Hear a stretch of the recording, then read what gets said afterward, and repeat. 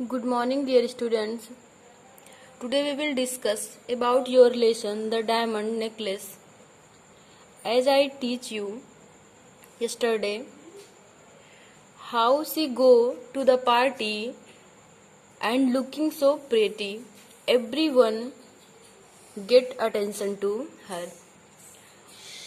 अब हम लोग देखते हैं कि उसका रिएक्शन वहाँ पे क्या होता है, यानी कैसे वो कितनी खुश है, क्या एक्टिविटीज है और आफ्टर पार्टी क्या होता है।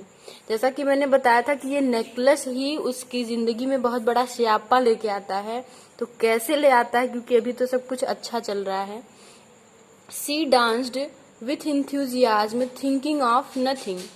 वो डांस कर रही है एकदम उत्साह में। इंथ्यूजियाज्म मतलब होता है पूरी उत्साह के साथ। थिंकिंग ऑफ नथिंग, बिना कुछ सोचे समझे।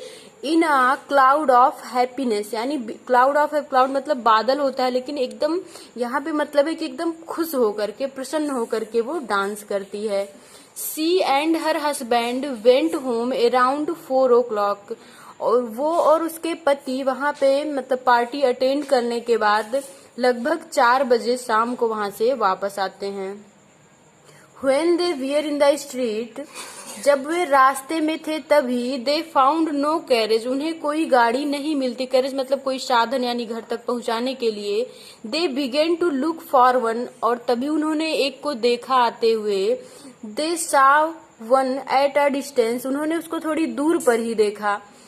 It took them as far as their door in Martyr Street। वे एक शहीद गली में रहते थे जहां पर वो रिक्शा वाला उनको ले जाकर के छोड़ता है।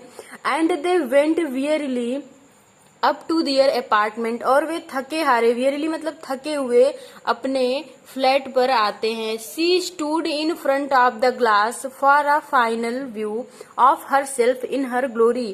एक बार फिर से वो ग्लास के सामने खड़ी होती है, यानी शीशे के सामने खड़ी होती है और अपनी ब्यूटी को देखना चाहती है।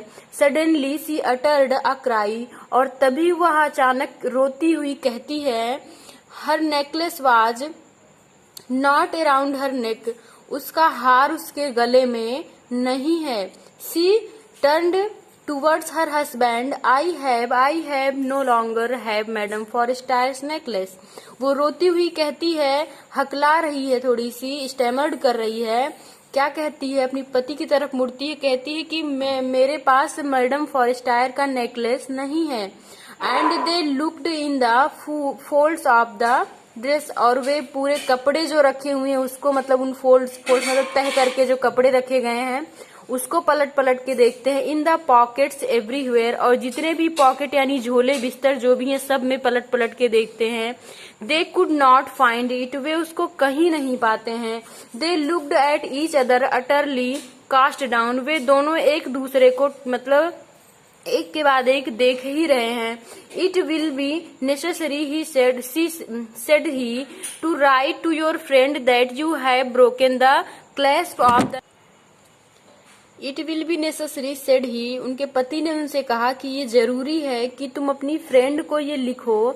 क्लैस्प मतलब होता है बक्कल या फिर उसमें लगा हुआ एक पिन, यानी उनसे ये लिखो उस लेटर में कि तुम्हारे हार का एक बक्कल यानी जो उसमें पेंच लगा हुआ है वो टूट गया है।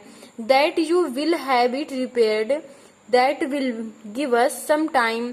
क्या कहते हैं कि और हमने उसको बनने के लिए दिया है, रिपेयरिंग के लिए दिया है, और इस वजह से हमें थोड़ा सा समय मिल जाएगा। सी रोट एज ही डिक्टेटेड, वो जैसा उसके पति ने कहा वैसा ही वो लिख करके लेटर में मैडम फॉरेस्टायर को दे देती है। At the end of a week, और एक हफ्ते के अंत तक, they had lost all hope, वे सारी उम्मीद खो देते हैं। लॉयसेल डिक्लेयर्ड, फिर लॉयसेल इस बात को कंफर्म करती है। We must take measures to replace this jewel, कह रहे कि हमें इसकी भरपाई करनी होगी, यानी इस जेवल की, इस ज्वेलरी की जगह पे हमें कोई दूसरी ज्वेलरी ले आके रखनी पड़ेगी। ये हमें करना ही होगा उसके बदले में।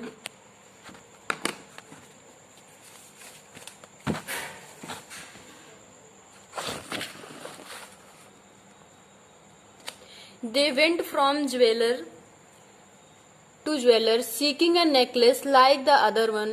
वे एक ज्वेलरी की शॉप से यानी एक दुकान से एक जवाहरी से दूसरी जवाहरी के यहाँ जाते हैं सेम वही नेकलेस के लिए। In a hope they found a necklace of diamond which seemed exactly like the one they had lost.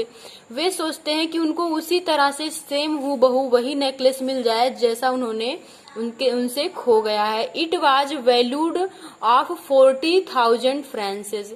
अब उसकी जो कीमत थी यानी उसकी जो उन्होंने पाया नेकलेस उसकी सेम उसी की तरह दिख रहा था, उसकी जो वैल्यू थी यानी उसका जो मूल्य था वो 40,000 फ्रांसेस था यानी 40,000 डॉलर का था। लॉयसेल पॉसेस्ड 18,000 फ्रांसेस और मैडम लॉयसेल के पास केवल कितने पैसे थे 18,000 यानी 18,000 डॉलर केवल उनके पास थे। Which his father had left him, जो उनके पिता ने उनके लिए छोड़ के मतलब यानी डेथ के पहले ही उनके लिए छोड़ गए थे। ही बोरोड द रेस्ट, और वे बाकी जो बचा हुआ था उसको बोरोड कर दिया यानी उधार कर दिए उनके यहाँ पे।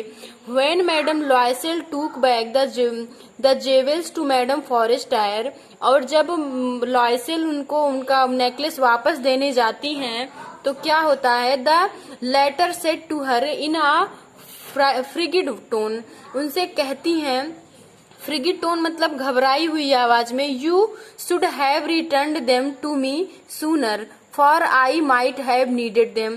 कह रही हैं कि इसको मुझे यानी आती है उनसे मांगने के लिए, कहती हैं कि मेरा नेकलेस मुझे दे दो क्योंकि मुझे उसकी जरूरत है। Madam Loisel's now knew the horrible life of necessary, और अब मैडम लॉयसेल को उसके बदले यानी बहुत ही ज्यादा हॉरिबल लाइफ जीनी पड़ती है यानी बहुत ही भयानक जिंदगी जीनी पड़ती है। क्या होता है, इट वाज नेसेसरी टू पे दिस फ्राइटफुल डेप्ट, यानी उसके लिए उनको बहुत ज्यादा रकम अदा करनी, यानी केवल 18,000 फ्रांसेस वो दे पाते हैं। अभी उनको 40,000 में से 18 निकाल दीजिए यानी उतने फ्रांसेस अभी उनको देने हैं। कितने देने होंगे, जिसकी वजह से वो वहां पे काम करते हैं और बहुत सारी यानी उनके साथ बहुत सारी दिक्कत हो जाती है। शी वुड पे इट, वे उसे अदा करते हैं। They sent away the maid, वे एक मेड की तरह काम करती हैं। जो मैडम लॉयसेल है वो एक मेड की तरह काम करती हैं किसी के घर पे यानी नौकरानी की तरह झाड़ू बर्तन का काम करती हैं। दे चेंज्ड दियर लॉगिंग्स, और उन्होंने अपने घर को भी बदल दिया यानी जहाँ पे वो रहते थे जो लॉज उनका था, लॉज मतलब होता है रहने का स्थान, उसको भी बदल के कहीं झोपड़ी में चले जाते हैं दोनों रहने के लिए। यानी उनकी लाइफ जो है वो एकदम से फ्राइटफुल हो जाती है केवल उसी डायमंड नेकलेस की वजह से और कहीं ना कहीं मैडम लॉयसेल के जिद की वजह से।